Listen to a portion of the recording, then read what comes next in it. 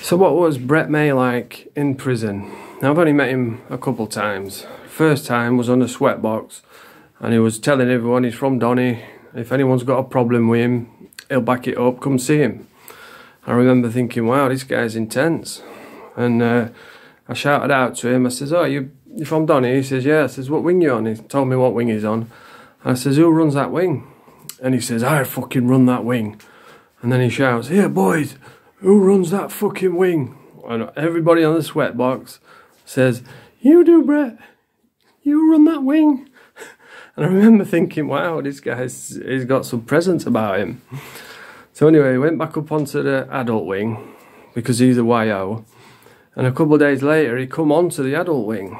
I was thinking, well, how's he on this wing if he's a YO? But what happened was, they started him up. He got started up because he was so violent and he was just fighting all the time. So anyway, he used to come on the punch bag with us, but he had a broken hand, probably from fighting. And I remember the next morning, he come up and he was all red and flustered. I says, what's up? He says, him next door. He says, he was playing his music last night. He says, that's fucking beef. I'm going to smash his head in.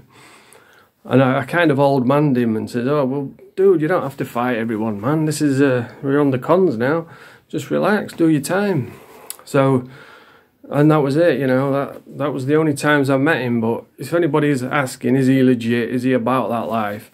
Well, I mean, back then, the YO wings were absolutely mental. Just surviving was an accomplishment. So for him to thrive and rise and run a wing on the YOs, then he's obviously got something about him.